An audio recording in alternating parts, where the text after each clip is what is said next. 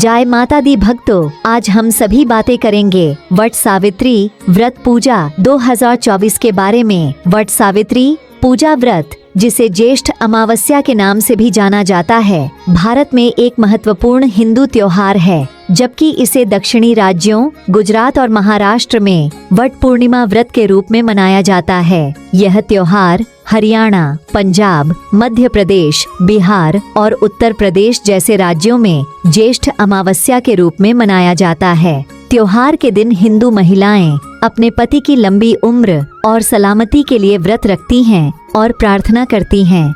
ज्येष्ठ अमावस्या 6 जून 2024 को मनाई जाएगी। वट पूर्णिमा व्रत 21 जून को मनाया जाएगा। विवाहित हिंदू महिलाओं के लिए वट सावित्री व्रत एक महत्वपूर्ण अनुष्ठान है, जो पारंपरिक हिंदू कैलेंडर के अनुसार ज्येष्ठ महीने में पूर्णिमा दिवस या अमावस्या, कोई चंद्रमा दिवस पर मनाया जाता है।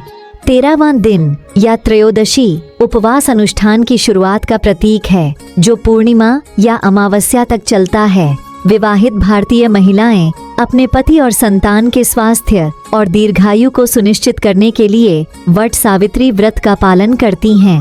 हिंदू पौराणिक कथाओं का दावा है कि इस दिन देवी सावित्री ने मृत्यु के देवता भगवान यमराज को अपने पति सत्यवान के जीवन को वापस देने के लिए मजबूर किया था। उसकी भक्ति के कारण भगवान यमराज ने उसके मृत पति को वापस जीवित कर दिया। तब से वट बरगद वृक्ष को विवाहित महिलाओं से प्रार्थना मिलती है और इस दिन सावित्री को देवी सावित्री के रूप में भी पूजा जाता है। वट सावित्री पूजा, जिसे ज्येष्ठ अमावस्या के नाम से भी जाना जाता है, 2024 के अमांता कैलेंडर के अनुसार ज्येष्ठ महीने में अमावस्या तिथि पर मनाई जाती है। यह व्रत बिहार सहित उत्तर भारतीय राज्यों में मनाए जाने वाले पूर्णिमा कैलेंडर 2024 के अनुसार ज्येष्ठ अमावस्या के दिन पड़ता है। वट सावित्री पूजा का परिचय क्या है, आइए जानते हैं। वट सावित्री व्रत के नाम से जाना जाने वाला हिंदू अवकाश विवाहित महिलाओं के लिए एक अनोखा उत्सव है। इस उत्सव का दूसरा नाम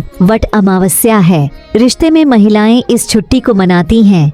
इस अवसर पर विवाहित महिला बरगद के पेड़ के चारों ओर एक पवित्र धागा लपेटकर अपने पति के प्रति अपने प्यार का प्रतीक बनाती है। सावित्री और सत्यवान की कहानी इस आयोजन के लिए प्रेरणा का काम करती है। यह व्रत, जैसा कि महाभारत में दर्शाया गया है, भारतीय संस्कृति में आकांक्षी स्त्रीत्व का प्रतिनिधित्व करने के लिए आया है। इस व्रत को लेकर काफी विवाद है।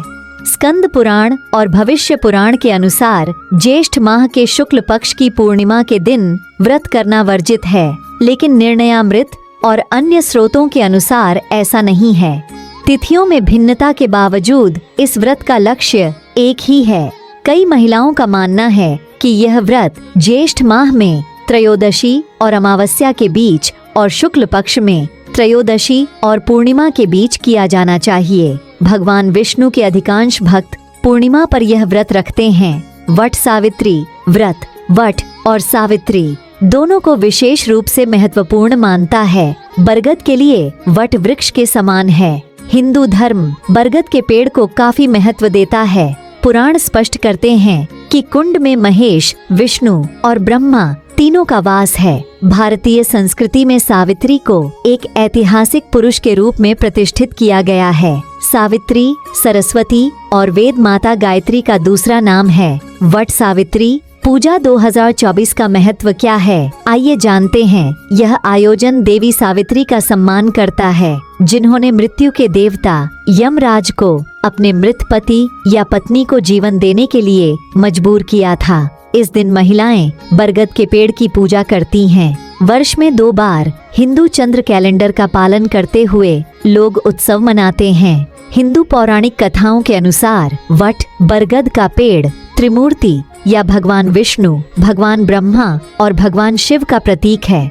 कथित तौर पर बरगद के पेड़ की पूजा करने वाले लोगों को भाग्यशाली माना जाता है। स्कंद पुराण, भविष्योत्तर पुराण, महाभारत आदि जैसे कई ग्रंथों और पुराणों में व्रत के महत्व पर चर्चा की गई है। हिंदू विवाहित महिलाएं अपने पतियों के धन, कल्याण और दीर्घायु की कामना के लिए व्रत रखती हैं और वट सावित्री अनुष्ठान करती हैं।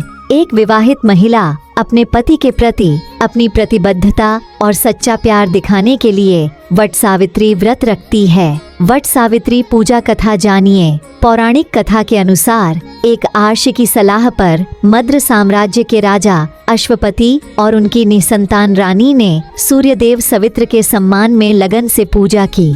देवी ने दंपत्ति की भक्ति से प्रसन्न होकर उन्हें एक बेटी दी, जिसे उन्होंने उनके सम्मान में सावित्री कहा। एक राजा के घर जन्म लेने के बावजूद लड़की एक सन्यासी की तरह जीवन जी रही थी।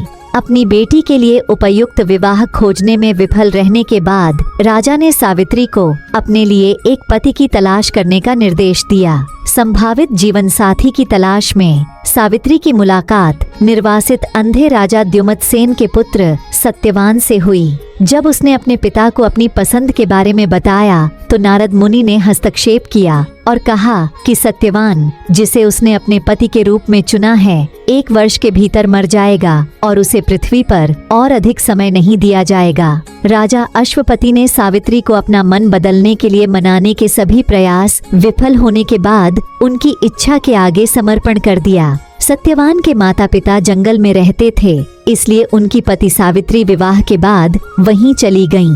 उन्होंने अपनी शाही पोशाक त्याग दी और एक साधु के रूप में रहने का फैसला किया, जो उनके स्वभाव और उनके पति की जीवन शैली के अनुकूल था। सावित्री ने गणना